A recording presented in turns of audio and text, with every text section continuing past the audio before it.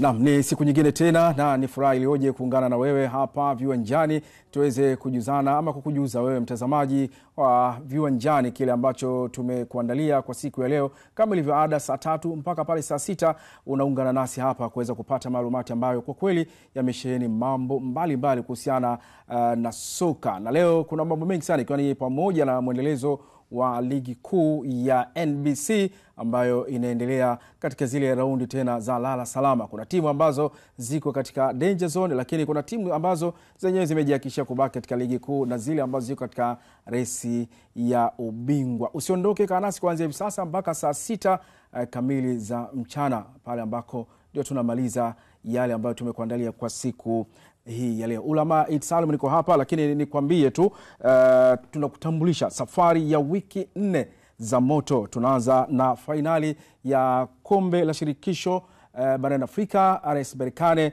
na Simba ambayo itachezwa Mei 17. Alafu kuna ile ya Mei 18, nusu finali ya CRDB Yanga wananchi dhidi ya JKT Tanzania katika uwanja wa CCM Mkokwani pale jijini Tanga. Lakini kumbuka tarehe 25 hatoki mtu kwa Mkapa. Ni Berkane ambao watajileta wenyewe kwa mnyama Simba katika finali ya pili ya kombe la shirikisho. Mnyama akitoka hapo anarudi tena nyumbani katika michuano ile ya nusu finali ya kombe la shirikisho Mei 31 dhidi ya Singida Black Stars, mechi ambayo itapigwa katika uwanja wa Tanzanite kwa raha pale Babati Manyara. Lakini kumbuka Juni 15 ni pambano lile la watani wa jadi Yanga na Simba. Baada ya hapo tutakwenda pia kushuhudia finali yenyewe ya kombe la shirikisho la CRDB. Maana yake ni wiki 4 za moto kweli kweli, si za kukosa mashindano hayo. Nusu finali ya CRDB, lakini pia nusu finali ya kombe la shirikisho barani Afrika. Safari Field Challenge msimu wa 10 kuanza kuonyeshwa tarehe 7 Juni mwaka huu. Azam Sports 1 channel ikiwa na washiriki 10 na watashindana kwenye mbuga 2, Makuyuni, Tarangire, kila Jumamosi na Jumapili kuanzia saa 3 za usiku. Huo tunasema ni mwendelezo tu wa kile ambacho tumekuandalia, lakini tunakukumbusha jinsi ambavyo mwezi huu utakavyokuwa wa moto kweli kweli, si ya kukosa kabisa. Kama ambavyo nimekutambulisha mwanzo, Ulama Eid Salum niko hapa, lakini yuko Michael Hiera pamoja na Rashid Hamis katika yale yote ambayo tunayo kwa siku ya leo. Michael Hiera, tuko vizuri? Asalamu alaykum. Alaykum salam. Au sasa tuko sasa. Kasha sawa. Niko si mtu wa kuokota. Nimeokota kadhaa. Kwako bwana ambaye inakuwa mtu wa kuokota. Ndio niokota hiyo nimeshikilia kaka. Unaua, si ndio? Unaua ni mafu. Man. Au unasema ovyo. Rashid vipi bwana? Bwana nashukuru Mungu alhamdulillah. Kwaje leo mapema kidogo? Kwa siku ni mbaya. Kwa nini? Kwa una foleni kubwa. Unacheka nini? Mtoto kwa vipi umetumwa? Yaani siku mbaya umechukua tu kwamba yaani asubuhi tu baada ukisema siku mbaya. Siku imekuwa ni mbaya of course. Najua lipoepoe kidogo. Hapana, sio poepoe na kama ndugu zetu wa usalama barabarani wanatusikia, watusaidie. Barabara ya Mandela kuna lori limepata dhoruba maeneo ya Mwananchi pale. Kwa barabara haipitiki pale, kuna foreni kubwa sana. Kwa kuna tafulani kwa ufupi. Kwa polisi na ndo polisi usalama barabarani tulikuwa tunaomba mtusaidie pale. Maana kuna possibility ya watu kuchelewa sana kazini kwa sababu ya mazingira magumu ya namna ambavyo tunajichukulia tu utaratibu mkononi. Kwa hiyo kuna namna ambavyo tunaomba msaada wenu askari. Imekukuta hiyo? Nimefika late sana. Nimefika danda sana. Lakini ni sehemu, afu ubaya ni kwamba ni sehemu ambayo pia ina hatari kiasi chake, kwa sababu eneo ambalo gari ambalo limezuia barabara ni eneo ambalo ni karibu na njia ya train. Okay. Kwa hiyo inaweza ikawa ni changamoto nyingine kwa sababu ya yale mazingira ambayo, lakini pia ni barabara ambayo inatumika na watu wengi asubuhi hii au pia katika shughuli za kila siku za Dar es Salaam. Asubuhi ndio harakati zinakuwa watu kufika kwenye makazi yao. Kwa hiyo ni sehemu ambayo sabahan nuru ile. Ndio. Tunachanganye tu. Tunakuambia hivi. Kama tuko Moroko ndio tunaomba msaada kwa askari barabarani. Sasa huko tunaomba msaada kwa askari wa barabarani, tusaidie barabara ya Mandela. Huko kwenye Sabal Nur. Tutamsubiri Kuda Bash au Rashid Seif. Rashid huyu achana naye. Rashid Seif unaweza kuongea naye Kiarabu. Sawa. Tunakwenda kuanza na soka letu.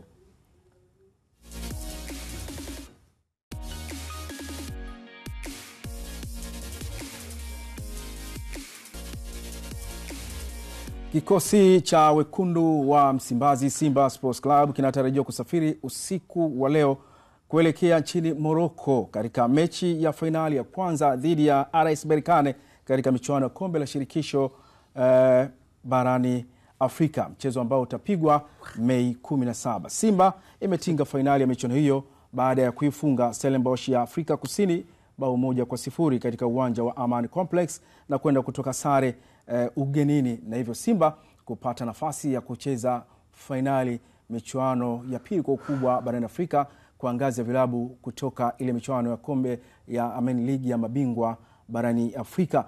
Ni wakati wa Simba na ni wakati wa Tanzania wote walau sasa kikombe cha Afrika kuja Tanzania. Kitakuja katika mchezo wa pili wa fainali hiyo, lakini kitabaki moja kwa moja ni sala na dua kwa wekundu hao wa Msimbazi Simba Sports Club. Tukianza na Michael Hiera, mechi za ugenini ama wanasema mechi za mtuane zinakuwa na approach yake.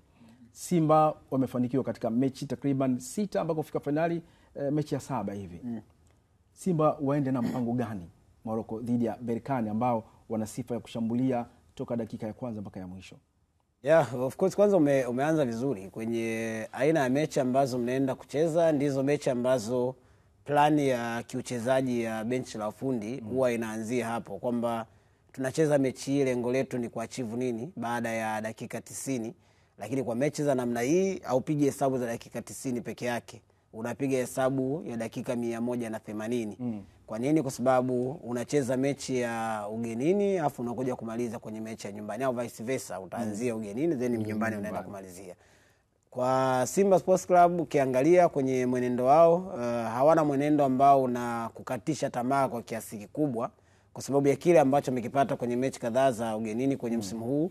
Pengine ukiangalia mechi ambayo Simba alipata wakati mgumu na kupoteza kwenye uwanja wa ugenini ni mechi moja ambayo alienda kucheza dhidi ya CS Constantine, ambaye alipoteza kwa magoli mawili kwa moja.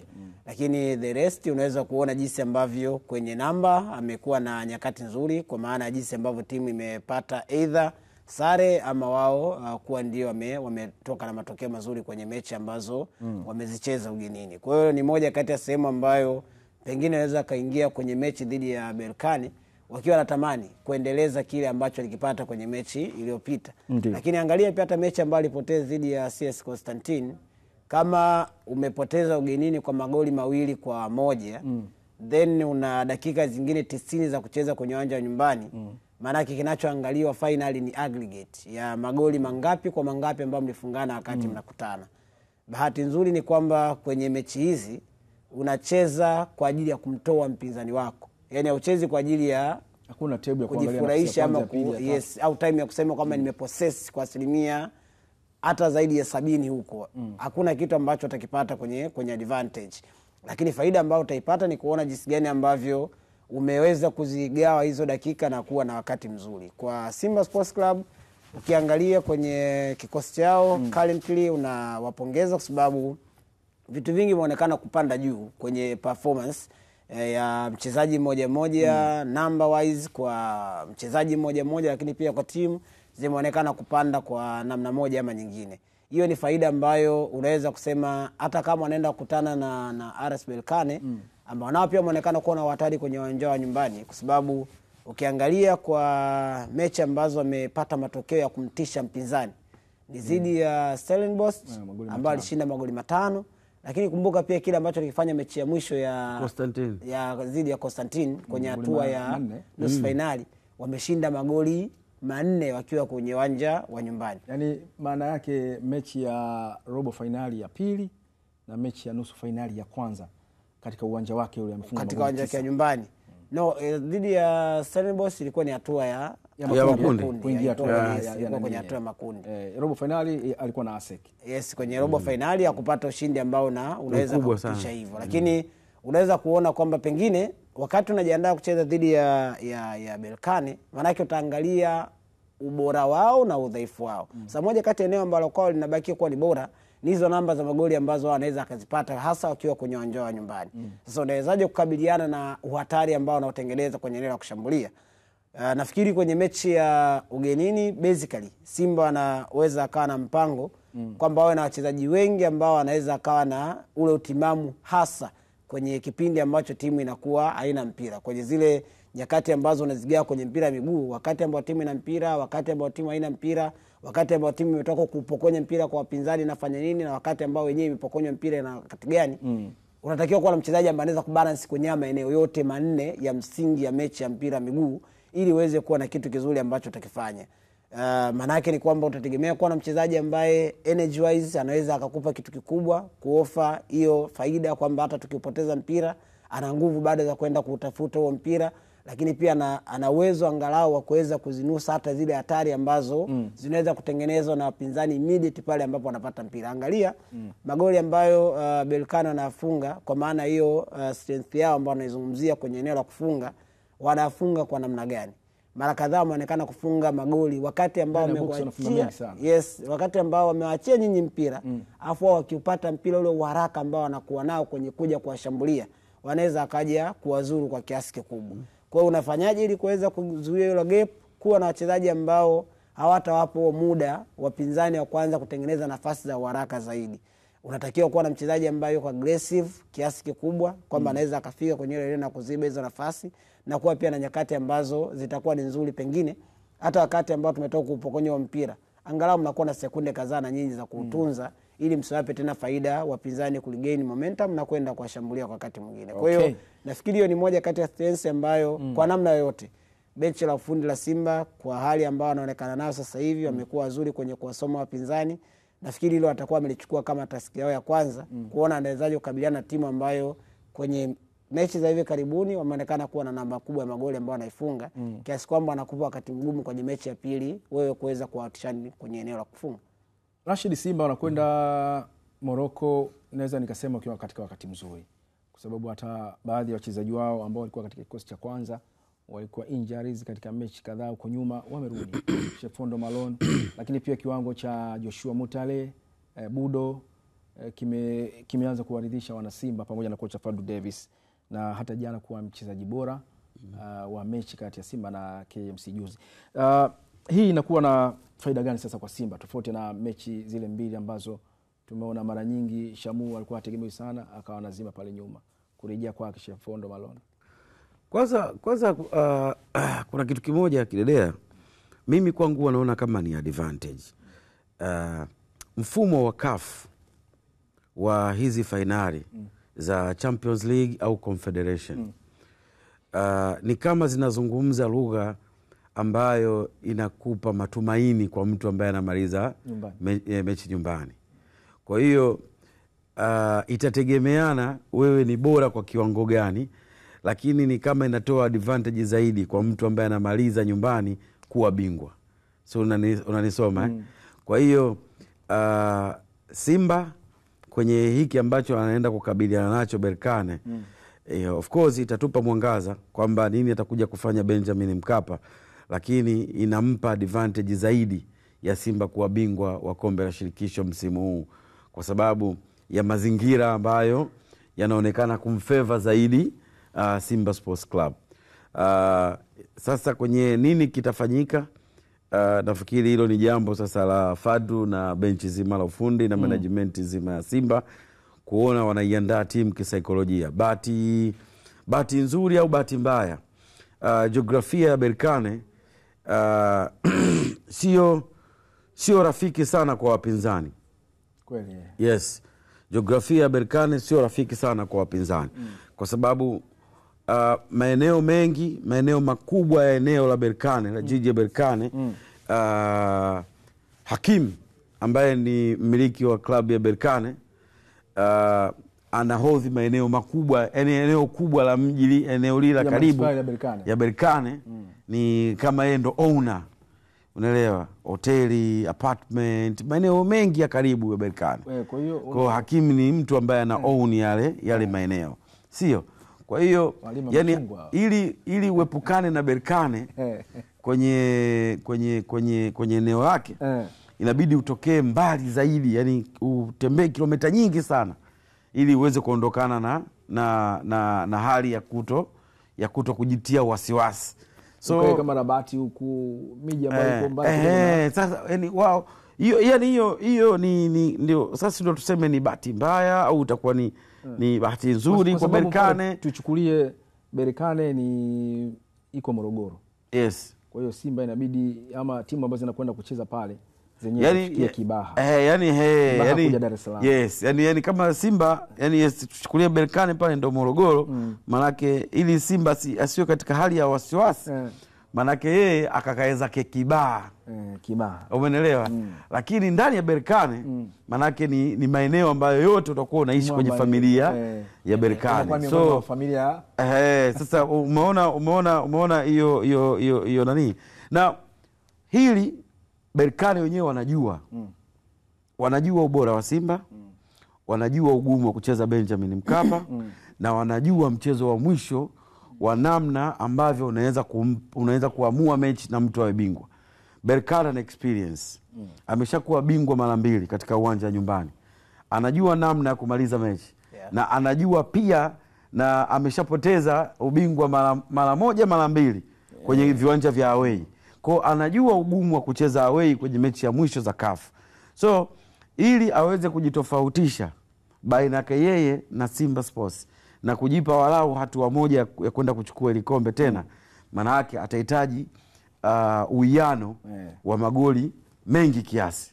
So unaelewa? At least apate walau goli 3 kama sio goli 2-0 ili itengeneze advantage ya yeye kuja Benjamin Mkapa kuweza kulinda goli 1 au kulinda magoli 2, akitambua kabisa mimi na uwezo wa kulinda hizi goli 1 au magoli 2 kwa kumpa wakati mgumu Simba Sports Club. Wakati huo Simba naye anajua kwamba nakwenda Berkane. Ninachotakiwa kukifanya hata kama Berkane atapata matokeo dhidi yetu, lakini mechi ya marudiano asitupe nyakati ngumu ya kuweza kurudisha goli ambalo atatupa. Yani hii ni kama sasa ni kama vile Simba wajifunze kwa Al Masry ambao Simba ilifungwa 2-0 kule. Yes, unajua kinachokupa matumaini. Yani kinachokupa matumaini. Wewe ni bora au sio bora? Unanielewa? Yani wewe ni bora au sio bora? Kwenye mazingira ndio maana nikasema mwanzo, mfumo huu wa CAF mimi siupendi. Wewe mechi moja. Mimi siupendi. Binafsi mimi siupendi, lakini CAF wana sababu nyingi zaidi nzuri. Unanielewa? Afrika, kwa sehemu kubwa ya Afrika bado hatupendi mpira, tunapenda team. Unanielewa? Kwa hiyo ukisema tupeleke neutral ground, unaelewa, kuna possibility finali ikakosa kabisa ikakosa watu. Kwa hiyo ili kutokuzifanya hizi finali zikawa mbaya, ni bora tuendelee na utaratibu huu wa home and away. Lakini huu mfumo wa home and away unampa advantage zaidi mtu ambaye anamaliza mechi ya mwisho. Unaelewa? Maana Simba kama ataukosa huu ubingwa, hakuna mtu yoyote watamlaumu zaidi ya wao wenyewe na namna ambavyo watakuwa wamechanga karata zao. Lakini limekuja pale afu linaondoka tena. Kama uwezo huu na kaka linaondoka, lakini I'm sure itafanyika jambo bora. Wawakilishi hao wa Tanzania katika kombe la shirikisho barani Afrika, Simba Sports Club. Tukitoka katika taarifa hiyo ya Simba, tunakwenda kuangalia ligi kuu ya NBC. Tanzania Prisons wajelajela hawa jana ilikuwa nyumbani kuwakaribisha wagosi wa Kaya Coastal Union katika uwanja wa kumbukumbu ya Sokoine pale jijini Mbeya. Dakika 90 zilimalizika na Tanzania Prisons kunyanyuka na alama 3 na ushindi wa mabao 2-1. Magoli ya Prisons yaliwekwa kambani na Ezekia Mwashilindi pamoja na Bruno Ngasa ama ni Beno Ngasa kumradhi, huku la kufutia machozi kwa upande wa Coastal Union likifungwa na Bakari Msimu dakika za jioni za mchezo huo. Kwa ushindi huo, Tanzania Prisons inasogea nafasi tatu za juu na kushika nafasi ya 11 kwenye msimamo wa ligi ikiwa imecheza michezo 28 na kukusanya alama 30, huku Wagosi wa Kaya wa Coastal Union wakishuka chini nafasi moja na kushika nafasi ya 9. Wamecheza michezo 28 na kukusanya alama 31. Twende tukashuhudie magoli ambayo yaliamua mchezo huo wa jana pale Kumbukumbu ya Sokoine.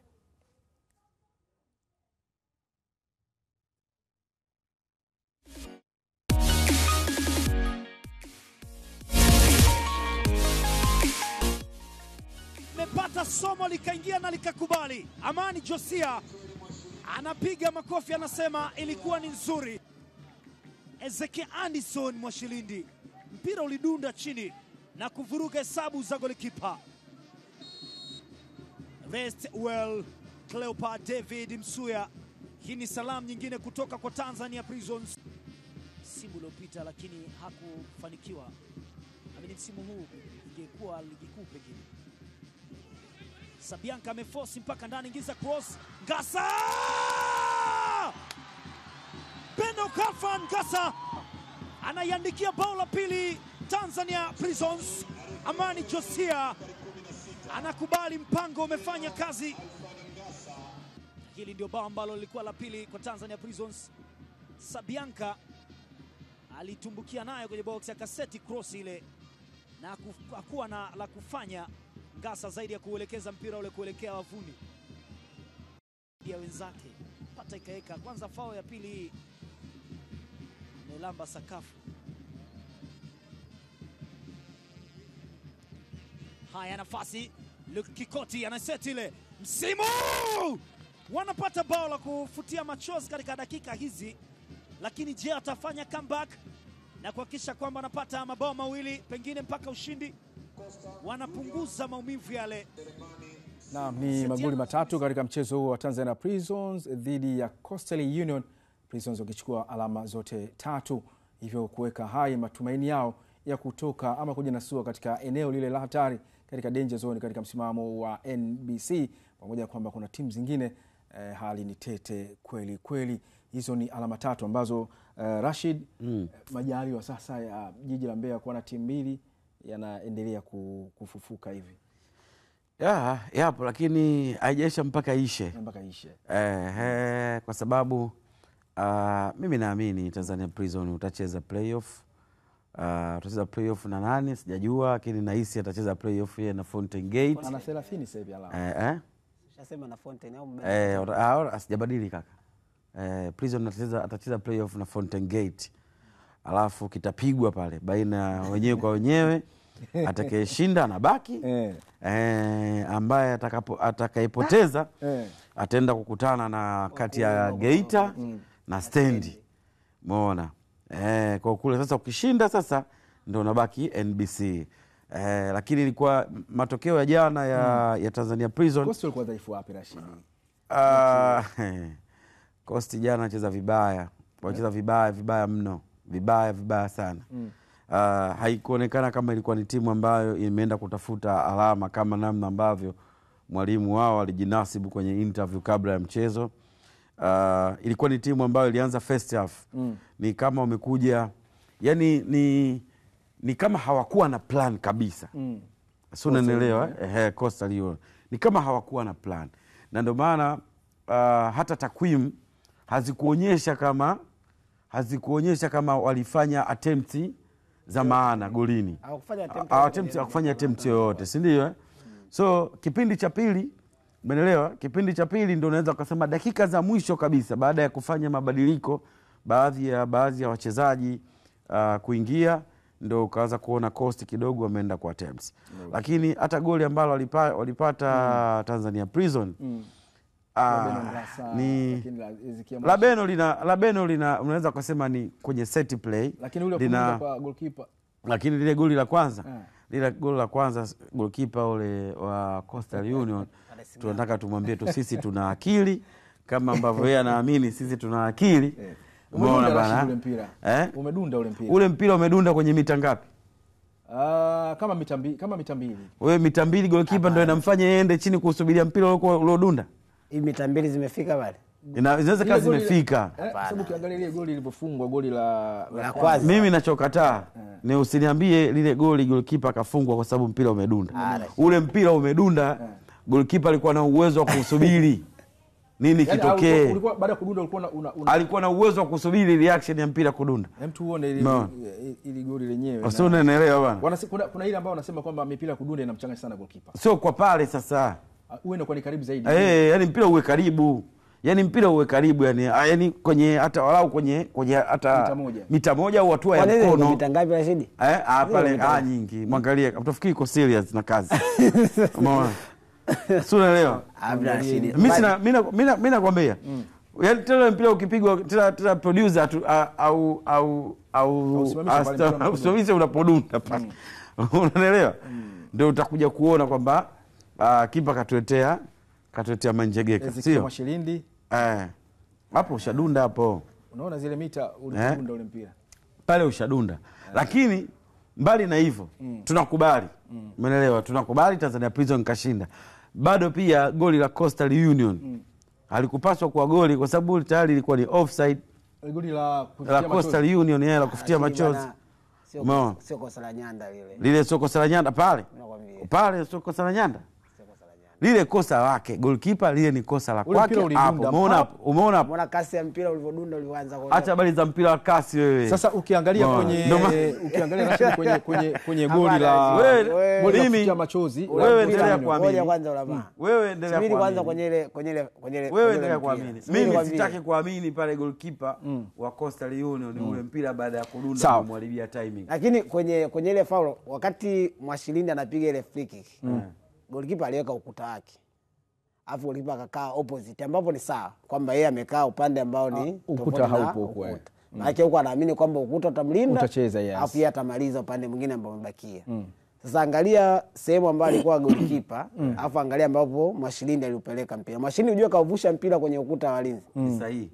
Kwa hiyo maana baada ya kuvusha mpira kwenye ukuta wa walinzi, goalkeeper anakuwa ana vision ya moja kwa moja mpira wa kwanza. Inatakiwa afanye movement kutoka eneo ambalo alijiposition kwenda kufuata ule mpira.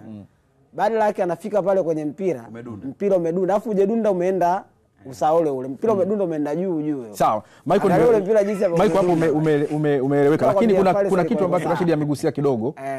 Tuangalie kwa uchache tu japo kwa sekunde chache goli la kufutia machozi la Coastal Union kwa sababu ilikuwa ni 1-2 anakwenda wamesogea kwenye penalty area. Kwa kweli ni offside. Ili goli la Coastal Union.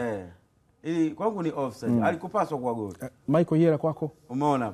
Huyu aliyopiga pasi Mabadi alituliza ule mpira kwanza alikuwa offside. Umeona? Na alienda kulifunga pia akawa iko offside. Bakari Msimu anaweza akawa kwenye mikono salama kiasi. Lakini yule Kikoti ndio huyu hapo. Umeona hapo? Hiyo ya kwanza ambayo anaipokea kabla ya hapo. Kabla ya hapo ile ule mpira ulivyotoka huko. Hapa inaweza iko sawa. Hapa msimu kwa msimu. Kutoka kwa Kikoti kwenda kwa Bakari Msimu.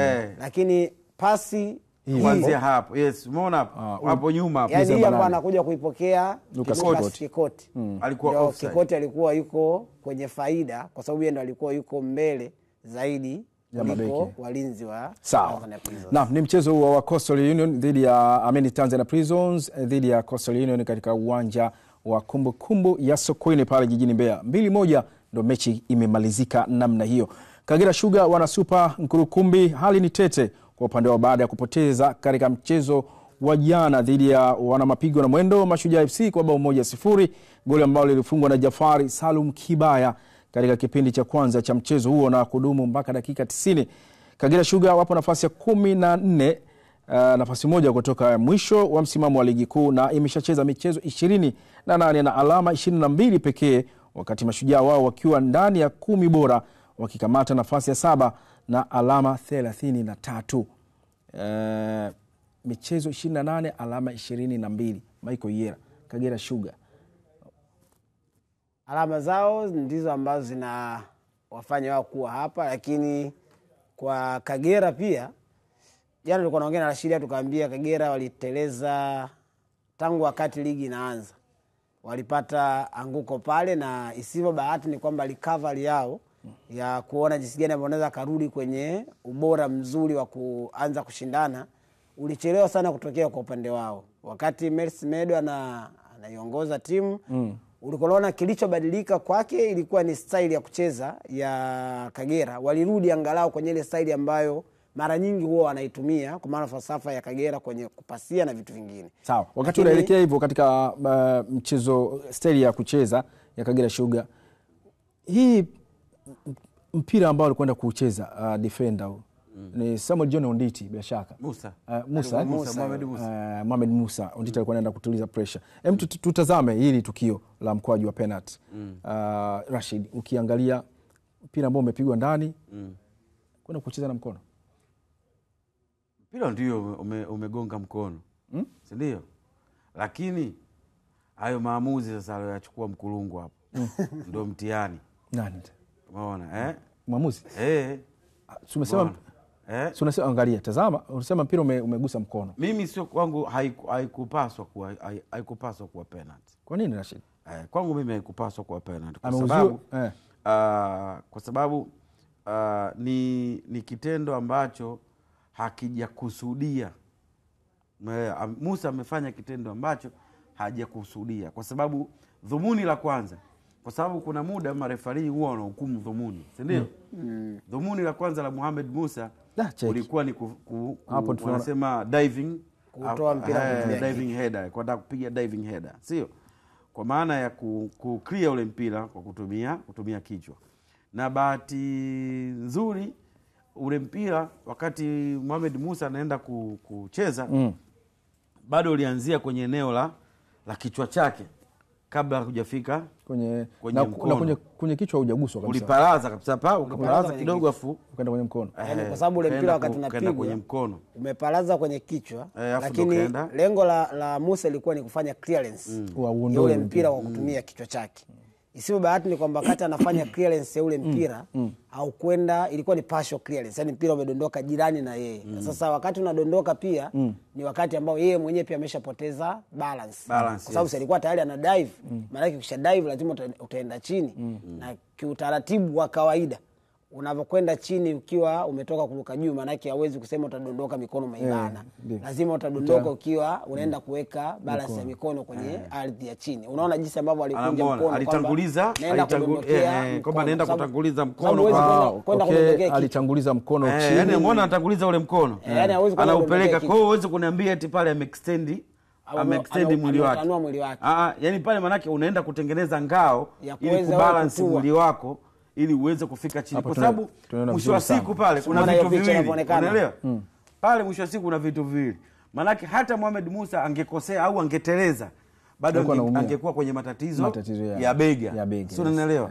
Kwa manake timing zake ilikuwa sio kwenda kuushika ule mpira.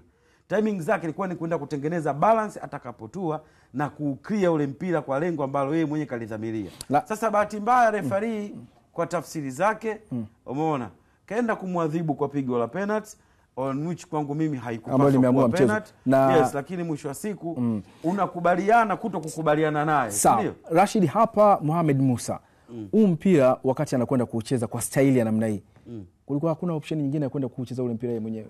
Mpira unajua kwenye mpira wa miguu, kwenye mpira wa miguu unapaswa kufikiri within a second. Unaelewa? Wakati unafikiri nini cha kufanya. Yani mpira kabla hujakufikia au unapokaribia, yani wewe tayari ulishafanya maamuzi nini ufanye. Sio, unaelewa?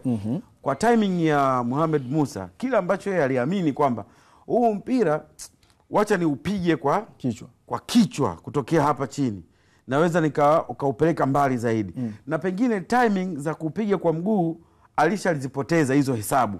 Yani calculation kwake kuclear kwa kutumia mguu, hizo hesabu alishazipoteza. Kaona hapana, hapa nikitaka kuclear kwa mguu naweza kuleta madhara zaidi kwa hesabu zake. Akaamua kufanya diving header. Kwa hiyo pale ilikuwa kitu ambacho muamuzi tu Isiaka mwalimu unakiangalia kwenye tukio kama hili, wanasema kwa mfano kwenye tukio la kuokoa, kwa sababu kwenye penalty ataadhibiwa yule ambaye anaokoa, timu ambayo inazuia kwa wakati huo.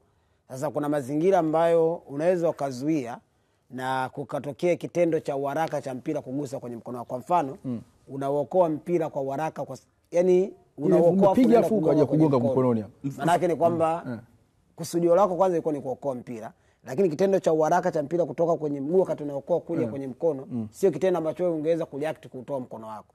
Angalia pia lile tukio lina mambo mawili. Yaani lile lina mambo mawili. Kwanza kuna tukio la dhamira ya Musa ya kutoa ule mpira kufanya clearance, lakini wakati anagusa mpira yeye pia alikuwa anapoteza balance ya kudondoka. Maana yake ni kwamba hawezi kudondoka wakati anauficha tena mkono wake afu afike chini angeumia zaidi, ambacho anaweza akaumia zaidi. Maana yake ni kwamba kwenye lile tukio Mohamed Musa alikuwa ameshatimiza lengo la kwanza kuondosha mpira, lakini pia wakati anatafuta balance na mpira ukaenda kugonga, lakini haraka pia kutoka kwenye kichwa mpaka kwenye mkono. Unaona jinsi ambavyo ulikuwa na haraka, kitu cha kwanza ambacho nilikuwa nakitaja kinarudi pia pale. Lakini kingine unaangalia advantage ya mpira baada ya hilo tukio, alikuwa anaenda kuwini nani. Angalia wakati ule mpira unagusa kwenye mkono sasa wa Musa, ni mchezaji gani ambaye alikuwa anaenda kureact wa kwanza kama ungemkosa ule mpira Musa? Kama ule mpira baada ya ule mpira kugusa kwenye mkono, ilikuwa ni kwa Onditi ambaye alikuwa anaenda kuendeleza kufanya clearance ya kutoa ule mpira, na sio mchezaji wa Mashujaa ambaye alikuwa anaweza kuwahi ule mpira na kwenda on target, kwa maana kushoot on target ama kupata faida ya kushambulia. Kwa nafikiri kwa mwamuzi inawezekana yeye kwa uharaka ambao alikuwa anautumia kuamua kwenye ile tukio, aliona kwamba okay, kwa sababu mpira umegusa kwenye mkono, yule anajua alichokuwa anakifanya. Uharaka ambao alikuwa nao pale kwenye ile tukio la mwamuzi, kwa sababu ile tukio ngoja nikukumbushe line 2 ilikuwa ni huko line 2. Mbona mbali unataka kumsingizia line 2 wa watu? Yeye mwenyewe mwamuzi wa kati, kwa sababu hata mahali alipokuwa yeye na tukio lilipotokea hakuwa mbali kwamba kusema eti kwamba ameshindwa kuamua ile tukio. Umeelewa? Ni yeye tu kwa mapenzi yake na namna ambavyo yeye kaamua kutafsiri hiyo huo utaratibu. Sawa Rashidi, kwa sababu hii tukio angalia El Clasico. El Clasico simetokea moment kama hii. Unakumbuka Shomen? Mpira unaenda kwa mgonga Shomen ndani ya box. Unakumbuka? Mwamuzi akakataa, alivyokataa Barcelona akamlazimisha aende kwenye VAR, alivyoenda kwenye VAR bado akaendelea kukataa. Si ndio bwana? Kumbuka tukio la Arsenal na Liverpool. Mohamed Salah anaingia kwenye box, ule defender wa Arsenal akainama chini akaukota ule mpira, lakini referee akatafsiri ulitaka afanye nini, kwa sababu kashachuchumaa tayari. Manake asipoweka mkono chini manake unategemea si ataanguka. Kwa hiyo ni balance ya mkono wake, ili kujiweka balance ya mwili wake ilikuwa lazima afanye hicho kitendo. So mimi nashindwa kuelewa, yani manake referee wa kiwango chetu anashindwa kuamua. Kipenda cha mwisho mwenzetu Othman Kazi, bila shaka ni miongoni mwa matukio mazuri ya kwenda kuyatolea elimu kwa mashabiki wa soka na kuweza kufahamu. Kwa uchache sana Rashid, Kagera bado wapo? Hawezi kuwapo. Wapo wapi? Wapo wapi? NBC? Hawezi kuwepo NBC kaka. Yaani wale ndo pale jana pale, yani hapa kilichobakia wao ni dua tu, watu amin basi. Lakini kwa mashuhuri kwa asilimia zote kwamba ndo hivyo tena. Wale washashuka kaka mpaka saa hizi. Unakumbuka hapa niwaambieni hapo. Unakumbuka nilisema Kagera anakuja kucheza na Simba au aenda kucheza na Namungo. Ana michezo atakuwa ni ima vitu viwili. Atakuwa ameshashuka au atakuwa anaendelea kupambania uhai wake. Na nilisema hivyo kwa maana moja. Lakini sasa hivi mtaanza kunielewa. Nilisema mechi ya Tanzania Prisons na Coastal Union.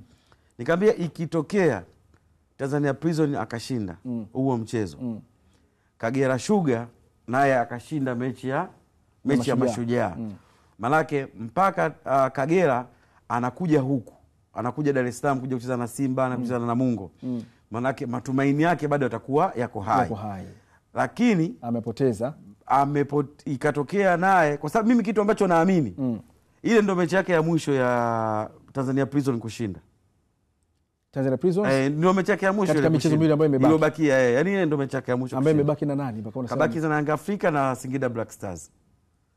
Ile ndio mechi yake ya mwisho kushinda. Na ndio maana nakwambia nyie mkunielewa mwanzo. Lakini sasa hivi sasa mnaanza kunielewa.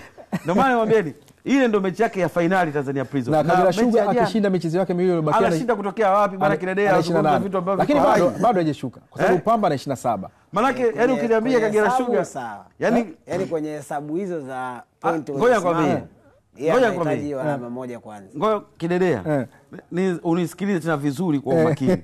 Unaelewa? Kazi yetu ni kuanalyze match. Si unaelewa? Yes. Si unaelewa? Lakini mimi huwa sipendi kuanalyze vitu artificial. Si unaelewa? Yaani vitu ambavyo havina uhalisia. Si unaelewa? Kagera Sugar jana ndio ilikuwa finali yake. Kilichonisikitisha mimi kwa Kagera Sugar, amecheza ile mechi ili hali kwamba ana mechi nyingi zaidi za kumpa advantage ya kusalia kwenye ligi. Mimi kwangu Kagera jana amecheza kawaida sana. Tofauti na zile mechi mbili tofauti na ambavyo nilikuwa nategemea jasho lingemtoka. Unaelewa? Yaani wangekuwa katika hali ya kweli unaamini kwamba hawa wanatamani kubakia kwenye ligi.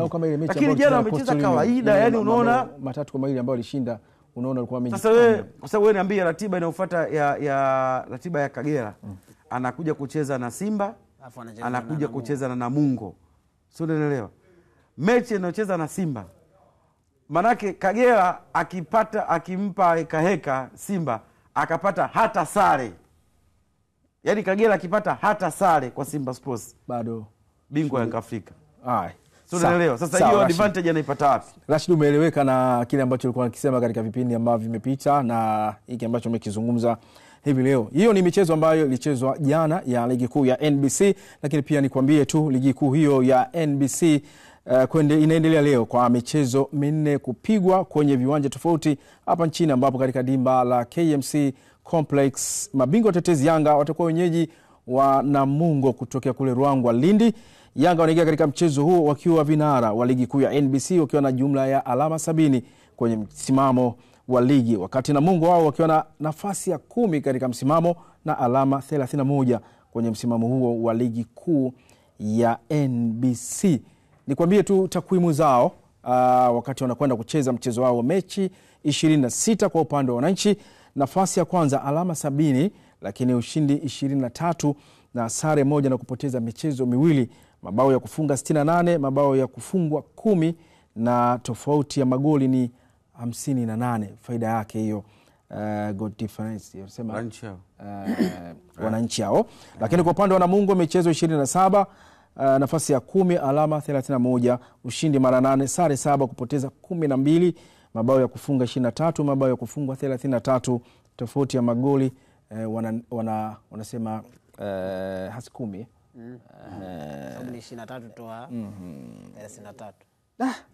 Hizi takwimu wananchi wamepoteza michezo 2 tu na Azam kubwa na waziri mkuu wa nchi Majaliwa Kassim Majaliwa aliwaambia wananchi wa Ruangwa kwamba wahakikishe timu yao isishuki daraja. Kwa mazingira haya timu haishuki daraja, ila mechi hii hawezi kushinda. Na wananchi hawezi kushinda. Namungo hata shuka daraja. Walishawahi kutoka hata sare na Yanga. Hawezi kupata hiyo sare kaka. Hawezi kupata hiyo sare leo hapo. Yaani hiyo sare hawezi kupata Namungo hapo, kutokana na ubora wa wachezaji wa wananchi KMC ama malengo waliokuwa nayo Yanga Afrika. Yani ni of course ni vitu vingi. Hata ubora wa mchezaji mmoja Young Africans ni bora sana kuliko wachezaji wa Namungo. Unaelewa? Na bahati mbaya kitu ambacho kinawasumbua Namungo, Juma Mgunda pamoja na Ngawina nafikiri ni kuwa na idadi kubwa wachezaji wenye umri umesogea kidogo, ambao umesogea. Alafu bado Juma Mgunda kwa falsafa yake ni kama bado anaendelea kuitafuta Namungo ilipo. Bado hajaipata Namungo ambayo yeye anaamini hii ndio Namungo ambayo naitaka. Na vile ambavyo tumemzoea Juma Mgunda, Namungo bado inacheza ikiendelea kuomba Mungu sana kwenye kupata matokeo. Lakini kitu kwa timu hizi ambazo zimekuwa katika race ya ubingwa top 4 ama timu zingine ambazo ziko katika msimamo wa NBC, kwa sababu tumeona wale ambao wako nao sawa na watoa jasho Namungo. Hapana, Namungo, unajua Namungo kapoteza mechi nyingi sana wewe. Unamuona Tabora kwenye msimamo wa ligi kwenye mechi 5 za mwisho, Tabora ndo kapoteza mechi 5 zote katika mechi 5 za ligi za mwisho. Tabora ndo kapoteza mechi 5 zote. Anayefuata ni Ken Gold kapoteza mechi 4. Alikuwa anayefuata hapo ni Kagera Alifuata hapo ni Tanzania Prisons. Kwa manake kama leo hii tungekuwa tunapanga msimamo wa mechi 5 za mwisho, manake Tabora United angekuwa anaongoza. Angekuwa wa mwisho. Wa mwisho, yes. Umeelewa? Angekuwa wa mwisho. Sasa Namungo kwa jinsi walivyo. Kwa jinsi walivyo. Mimi bado nakubali Namungo msimu huu hata shuka daraja. Sawa. Lakini katika uhalisia hawezi kupata matokeo ya alama 3 dhidi ya dhidi ya wananchi kutokana na ubora wa wachezaji wa Africans na kutokana na struggling anayoipitia Juma Mgunda kwenye kuitengeneza timu yake kuwa bora. Sawa. Na Ihera, Rashid amezungumzia pengine eji kidogo kwa baadhi ya wachezaji wa Namungo ambao wanapambana na kasi ya hivi sasa kwa wachezaji wa timu mbalimbali tofauti ambazo wamekuwa wanakutana nazo. Yanga ilivyo squad yao, lakini tukitazama Namungo, ni mechi ambayo inakupa mzani wa namna gani kwamba Namungo wanaingia kama timu ya pili katika mechi hiyo? It's obvious kwa Namungo kuingia kama timu ya pili dhidi ya Yanga ni jambo ambalo hata wenyewe wanajua kwamba naenda kwenye mechi dhidi ya Yanga sisi tukiwa natakiwa kuwa ni timu ya pili kiwanjani. Lakini kwenye eneo pia ambao mligusia la factor ya umri, wakati mwingine hata training session pia inategemeana na una train wachezaji wa namna gani.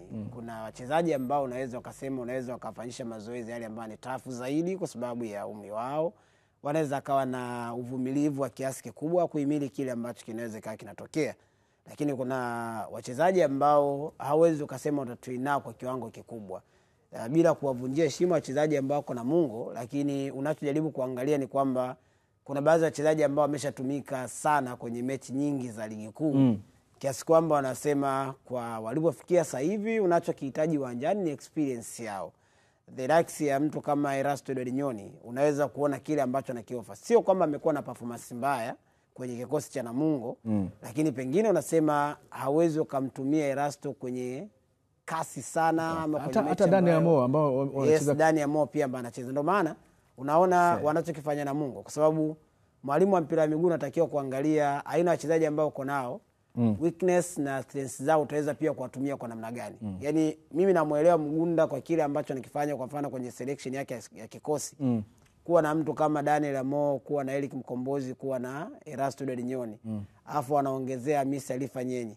Hao ni wachezaji wanne ambao nasema wote ni kama wanaweza kwa Jacob Masawe pia. Hapa nazungumzia kwenye eneo ambalo ni katikati mwa kiwanjani, wawili walinzi afu mmoja anamtumia kama kiungo, lakini anakuwa na msaidizi pembeni ambaye atakuwa ni wa karibu zaidi. Yaani kwamba Hamisi Alifa unaweza kufanya kazi ya kukaba, Erasto atakaba kwa nyakati chache, lakini ufanisi wa Erasto kwenye kupiga pasi tunajua ni mkubwa kuliko Hamisi Alifa Nyenye. Kwa hiyo unajaribu kuangalia kwamba ninatumiaje advantage ya kuwa na mtu ambaye ni pasa mzuri, lakini pia ni experienced player, lakini mmoja kati ya wachezaji ambao nikiangalia kwenye kosi yangu anaweza kunipa kazi. Ndio maana sasa hivi alichokifanya Mgunda pia ni yule Julius Geoffrey Jojo, ambaye wakati yuko na Geita Gold alikuwa anatumika kama kiungo wa chini hapa karibu na Manyasi wakati huo. Lakini sasa hivi amemsogeza juu ili aanze kuwapa balance au wawili ambao wanacheza nyuma Derrick pamoja na Erasto, kwamba niwe na mtu ambaye anaanza kabla kutoka. Mnaelewa sana wachambuzi wangu katika mechi hiyo ambayo mshasema kwamba Namungo anaingia kama timu ya pili kutokana na aina ya wachezaji na kikosi ama vikosi vyao. Tukiachana na mechi hiyo, tunakwenda katika mechi nyingine ambayo Azam FC usiku wa leo yenyewe inashuka dimbani Azam Complex pale Chamazi kucheza na Dodoma Jiji kwenye mchezo wa ligi kuu ya NBC. Katika mchezo wa kwanza uliocheza msimu huu, Dodoma Jiji wakiwa nyumbani walikubali kipigo cha bao 3-1 kutoka kwa Azam FC. Takwimu za Azam: michezo 27, nafasi ya 3, alama 54, ushindi mara 16, sare 6.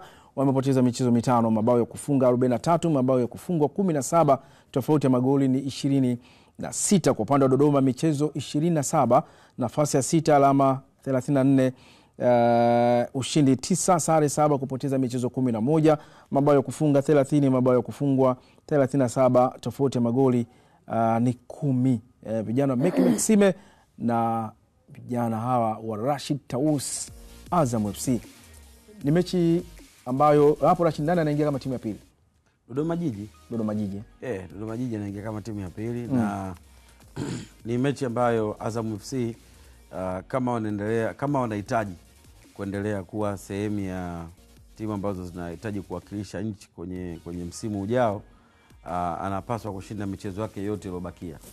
Kwa sababu ushindani baina yeye na Singida Black Stars uko too close, na kwenye kile ambacho anakifanya Rashid Tausi, hizi ni takwimu za Dodoma. Yes. Nafasi ya 6 sio nafasi mbaya. Kwa daraja la Dodoma Jiji kuwepo kwenye nafasi ya 6 ni haki yake. Of course sio haki. Yani tunazungumzia Dodoma ambayo haipo katika race ya ubingwa, haipo katika mashaka ya danger zone, yenyewe imejihakikishia kubaki ligi kuu ya NBC. Timu ya madaraja kama Dodoma wana cha kupoteza katika yapo, na cha kupoteza. Yani kikubwa ni hizi timu zipo kwa sababu ya kupima ubora wa wachezaji ambao sisi tunawapa thamani. Umeona kama vile Azam FC pale kuna wao maprofessional kina Jibri Sila sio kina nani. Yani sasa Dodoma Jiji kwa sababu inachukua idadi kubwa ya wachezaji wa daraja la kati, tunakuja kupima ubora wa wachezaji wa Azam FC. Je, mnaweza kuoutshine kwa kiwango ambacho sisi tunakitarajia? Kwa matarajio yako na mtazamo wako, unaweza unaona unashine katika mechi ya leo Azam FC wachezaji wa Azam FC mbele ya Dodoma Jiji? Of course mimi napa advantage Azam FC, wanaweza kupata matokeo. Okay. Sawa. Ni mechi hiyo ya Chamazi pale, Azam FC dhidi ya Dodoma Jiji, miongoni mwa mechi nzuri ambazo zinapigwa hivi leo ya NBC. Lakini nikwambie tu JKT Tanzania wao mchana wa leo itakuwa mwenyeji wa Fountain Gate kutoka pale Babati Manyara katika mchezo wa ligi kuu ya NBC utakaopigwa kwenye uwanja wa Meja Jenerali Isa Muyo. Ikumbuka katika mchezo wa mzunguko wa kwanza msimu timu hizo zilikutana, JKT Tanzania imefanikiwa kupata ushindi wa bao 1-0 dhidi ya Fountain Gate, ambao leo hii wanaingia kwenye mchezo huu wakiwa na uhitaji mzuri wa alama 3 ili waweze kusogea katika nafasi nzuri kwenye msimamo wa ligi. Takwimu za JKT mpaka hivi sasa michezo 27, nafasi ya 8, alama 32, ushindi 7, sare 11, kupoteza michezo 9, mabao ya kufunga 24, mabao ya kufungwa 25. Tofauti ni goli moja tu ambalo linakuwa katika akiba yao, ukitoa magoli ya kufungwa na kufunga. Fountain Gate michezo 27, nafasi ya 13, alama 29, ushindi 8, sare 5, kupoteza 14, mabao ya kufunga 29, mabao ya kufungwa 51, tofauti ya magoli 22. Miongoni mwa timu ambazo zimefungwa magoli mengi katika ligi kuu ya NBC unahitaji Ken Gold na hawa wana Fountain Gate. Sio NBC. Katika timu ambayo imefungwa magoli mengi katika ligi za ukanda wa Sekafa. Fountain Gate. Yani ukanda huu wa Sekafa. Timu ambayo imefungwa magoli mengi ni Fountain Gate. Imefungwa magoli 51. Yani kama ilikuwa kila ukifika unaweka. Magoli 51. Hasa magoli 51 ni idadi kubwa.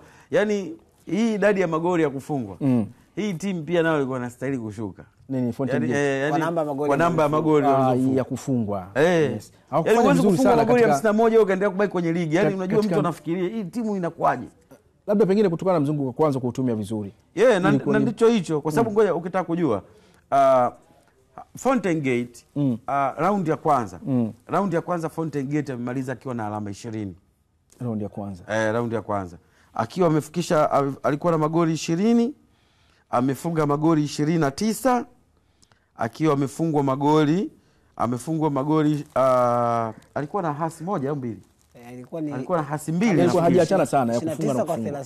Alikuwa na hasi mbili. Unaelewa? Raundi ya pili ambao ni hii tunaizungumza mpaka sasa hivi. Ameongeza alama 9. Fountain Gate amepata alama 9 tu. Alama 9. Amepata alama 9 tu. Unaelewa? Maana yake ili tafsiri yake ili ni anguko la kiwango kikubwa sana. Sio, unaelewa? Na ndio maana hiyo idadi ya magoli ambayo unaona amefungwa Fountain Gate ya magoli 51 sio kawaida. Yani hizo ni sifa za timu ambayo inashuka daraja. Inafungwa idadi ya magoli hayo. Sio, unaelewa? Lakini very lucky Fountain Gate wapo kwenye ligi. Ndio maana nakwambia hawa wanatakiwa wacheze playoff kama unavyosema ili waweze kwamba ni ngumu kuiona timu ambayo imeruhusu mabao 50 plus alafu bado ina survive. Lakini tusubiri tuone katika mechi ya leo ambayo Fountain dhidi ya ambao wanakwenda kucheza nao JKT Tanzania vijana Ahmad Ali. Na tukitoka katika mechi hiyo, baada ya kuwa timu ya kwanza kushuka daraja msimu huu, timu ya Ken Gold wazee wa Makarasha jioni ya leo watakuwa nyumbani kuwakaribisha wanakawe kama Pamba ya Mwanza katika mfululizo wa michezo ya ligi kuu ya NBC. Pamba wanaingia katika mchezo huu wa leo kwa lengo moja tu la kupata ushindi ili waweze kusogea juu kwenye msimamo wa ligi kuu kwa kuwa wako kwenye nafasi mbaya na michezo ikiwa inaelekea ukingoni. Takwimu za Pamba: michezo 27, nafasi ya 14, alama 27, ushindi 6, sare mara 9, kupoteza 12, mabao ya kufunga 18, mabao ya kufungwa 32, tofauti yake mabao 14 ambayo wanadaiwa Pamba. Ken Gold wazee wa Makarasha, hao ndio timu ya kwanza kusema bye bye. Fred Felix Minziro, mkakati wa leo dhidi ya timu ambayo tayari imekushashuka daraja. Wakati mwingine zinakuwa ni ngumu sana timu hizi, huwa zikubali, inataka kuondoka na mtu. Unajua na Ken Gold wanao wachezaji ambao nafikiri wana matamanio baada ya kubakia kucheza ligi kuu.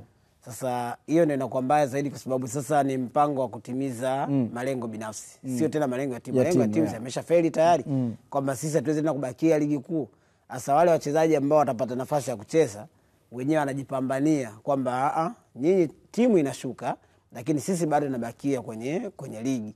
Kwa kuna nyakati ambazo wanaweza kawa na performance bora hadi ukasema kwa nini hizo nguvu asingezitumia kwenye mechi ambazo walikuwa na uhitaji wa kupata alama, angalau wangesaidia timu kusaidia kwenye ligi kuliko hicho ambacho amekifanya. Lakini so far kwa Pamba Jiji unaweza kuona pia nafasi ambayo wako nayo wao sio nafasi nzuri, wanahitaji pia kupata alama za uharaka zaidi, na pengine ambacho kinaweza ikawa ni kigumu zaidi wakati wanaenda kucheza dhidi ya Ken Gold, unaangalia pia nini ambacho ataenda kukifanya kwenye mechi zinazosalia huko mbele.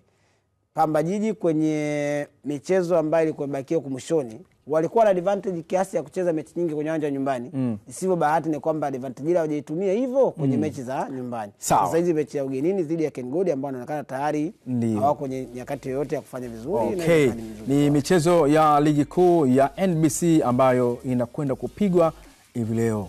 Hivi unaweza kushuhudia michezo hiyo bora kabisa, na kwa kipindi hiki ushindani mkubwa kwa wale ambao wanataka kutoka kule chini mwa msimamo wa ligi kuu ya NBC. Tunakwenda katika mapumziko, tutarudi na tutaendelea.